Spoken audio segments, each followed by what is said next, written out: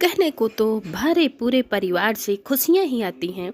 जहां joint family में ये सोचा जाता है कि मुसीबत पड़ने पर सब एक दूसरे का साथ देते हैं, तो वहीं कहीं न कहीं ये भी कही जाता है कि जहां चार बर्तन होते हैं तो खटपट तो जरूर होती है।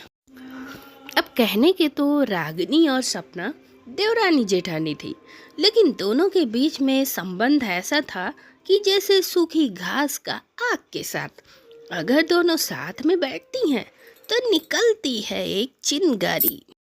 अब जब दोनों देवरानी जेठानी एक साथ एक छत के नीचे रहेंगी तो क्या होता है, चलिए देखते हैं।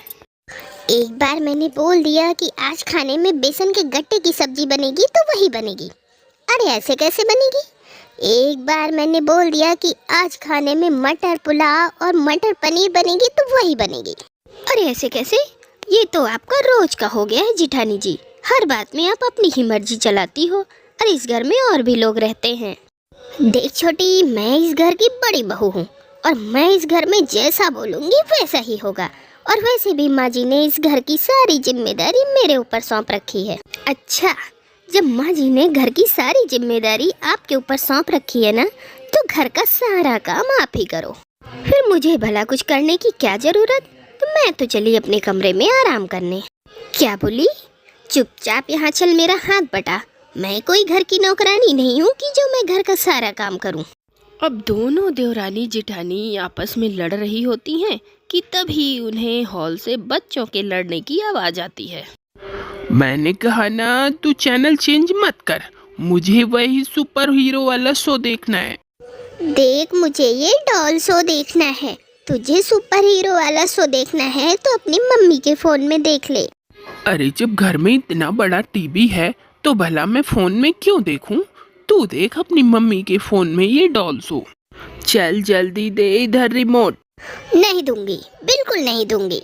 फिर दोनों देवरानी जेठानी हॉल में आकर उन्हें लड़ते हुए देखती हैं। अरे बाबा, क्यों लड़ रहे हो तुम दोनों?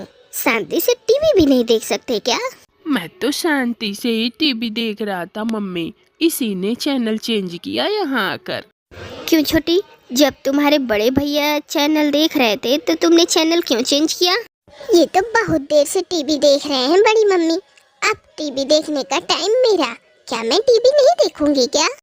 और नहीं तो क्या, पूरे घर पे आपने पहले से ही कब्जा जमा रखा है और अब आपका बेटा मेरी बेटी को टीवी भी नहीं देखने दे रहा।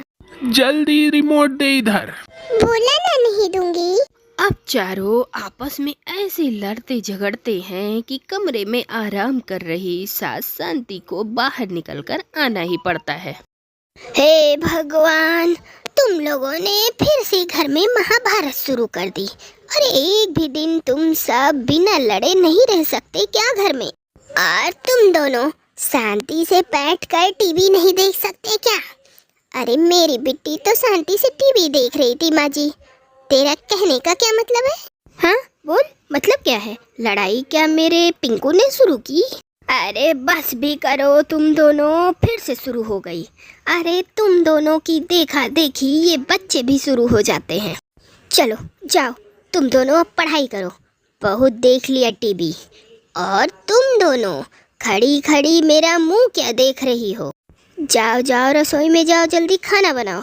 अब सास शांति की डांट से घर में शांति तो हो जाती है और सब अपने अपने काम में लग जाते हैं, लेकिन फिर अगली सुबह शुरू हो जाती है घर में महाभारत। जी क्या जेठानी जी, आपने फिर से आलू क्यों उबाले हैं? अरे आलू क्यों उबाले हैं? अरे आज आलू के पराठे बनेंगे। अब इससे भी तुझे कोई दिक्कत है क्या? दिक्कत तो है। जब मैंने रात में आपके सामने ही छोले भिगोए थे और कहा भी था कि कल सुबह छोले भटूरे बनेंगे, उसके बावजूद आपने आलू उबाल दिया। अरे तो क्या हो गया?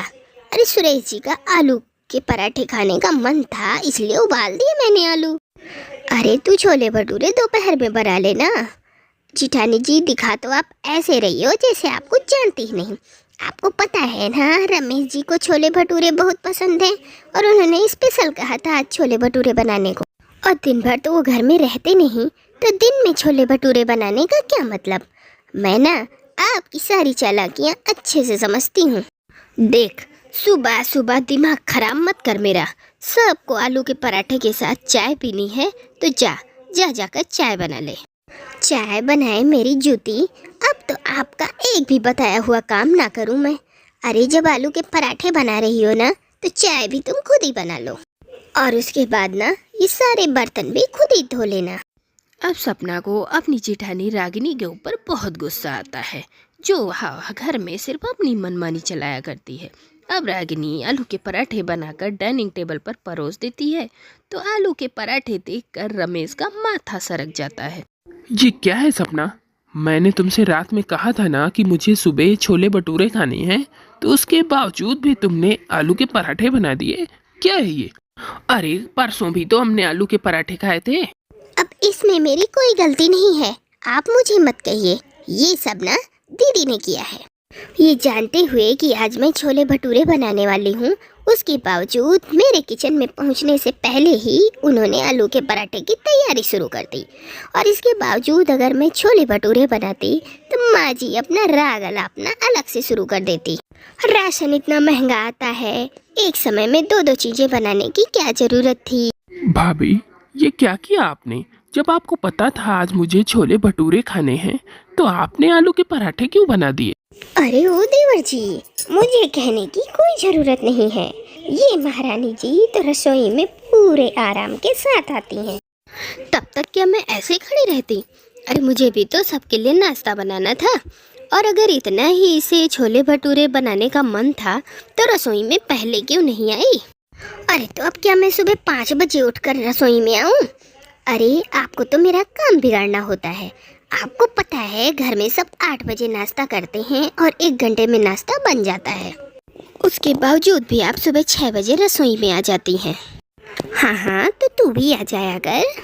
हे भगवान, इन दोनों के झगड़ों से तो मैं तंग आ गई हूँ। अरे मैंने सोचा था दोनों बेटों की शादी करूँगी, घर स्वर्ग हो जाएगा और दोनों बहुएं आएंगी, प्यार से रहेंगी। लेकिन तुम दोनों ने तो मेरे घर को चिड़िया घर बना दिया है। जब देखो दोनों लड़ती रहती हो। सब लोग अपना मुंह बंद करो और चुपचाप नाश्ता करो। अब सुबह नाश्ते के वक्त का झगड़ा तो दोनों का जैसे तैसे टल जाता है, लेकिन फिर दोपहर होते ही छत पे शुरू हो जाती है दोनों की महाभारत।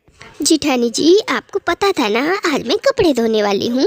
वैसे तो आप हर संडे को कपड़े धोती हो, और आज भी आपने कपड़े धो लिए। आपको मुझसे लड़ाई करने में मजा आता है क्या? दिमाग खराब मत कर मेरा। आज धूप अच्छी है इसलिए मैंने कपड़े धोए। और क्या हुआ? इधर मैं सुखा रही हूँ, उधर तार पे तू अपने कपड़े सुखा ले। मैं इधर तार पे कपड़े क्यों सुखाऊं? मैंने पूरे 2 घंटे कपड़े धोए हैं, इसलिए मुझसे उलझने की या बहस करने की तो सोचना भी मत। आप अपने कपड़े हटाइए, मैं इधर ही कपड़े सुखाऊंगी। अब दोनों कपड़े सुखाने के लिए एक दूसरे के कपड़े खींचने लगती हैं, और कपड़ों की इस खींचातानी में रागिनी की एक साड़ी फट जाती है। हे भगवान, ये तूने क्या किया? मेरी इतनी महंगी साड़ी फाड़ दी। तूने मेरी साड़ी फाड़ी ना, अब देख मैं भी तेरी साड़ी फाड़ूंगी। अरे आप ये क्या कह रही हैं? मैंने कोई जानबूझकर थोड़ी आपकी साड़ी फाड़ी है। अरे अरे क्या कर रही हैं आप? रुक जाइए, आप रुक जाइए। अब रागिनी सपना की साड़ी उठाती है और उसे फाड़ने लग जाती है। फिर दोनों बहुओं की आवाज़ सुनकर सास शांति छत पर आती हैं। हे भगवान, अब बस बहुत हो गया, शांत हो जाओ तुम दोनों। अरे नाक में दम करके रखा है तुम दोनों ने, एक घड़ी भी चुप नहीं रहती तुम दोनों। अरे 1 मिनट भी चैन की सांस नहीं लेने देती तुम दोनों।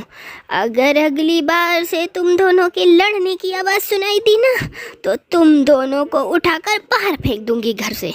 जीना हराम कर रखा है तुम दोनों ने। अब सास शांति सोचती हैं कि उनके समझाने से दोनों बहुएं समझ जाएंगी और झगड़ना बंद कर देंगी, लेकिन वे दोनों कहाँ मानने वाली थी। फिर अगले दिन वे दोनों रसोई में फिर से घमासान युद्ध चालू कर देती हैं। मैंने कहा था ना चाय बनेगी, मैंने कहा है कॉफ़ी बनेगी तो कॉफ़ी बनेगी। एक उस पतीले में चाय बनाना चाहती थी तो दूसरी उसी पतीले में कॉफ़ी। अब दोनों उस पतीले को खींचा तानी शुरू कर देती हैं और उसी की खींचा तानी में गर्मा गर्म कॉफ़ी सपना के ऊपर गिर जाती है। मैं जल गई। हाय, ये गर्मा गर्म कॉफी, मुझे बचाओ। बहुत दर्द हो रहा है, मुझे बचाओ। तू घबरा मत सपना, हम अभी तुझे हॉस्पिटल लेके चलते हैं। फिर दोनों सास और जेठानी सपना को डॉक्टर के पास लेके जाते हैं। देखिए, इनका हाथ बहुत बुरी तरह से जल गया है। अब इनका हाथ ठीक होने में कम से कम 1 साल तो लगेगा। बस इनकी दवाइयाँ उन्हें रेगुलर देते रहिएगा। देख लिया रागनी बहू, इसीलिए समझाती रहती थी कि लड़ो झगड़ो मत। लड़ाई झगड़े में कब कौन सी अनहोनी हो जाए कुछ पता नहीं चलता। तुम दोनों के झगड़े में सपना बहू का हाथ कितनी बुरी तरह से जल गया है। मुझे माफ़ कर दीजिए माँ जी।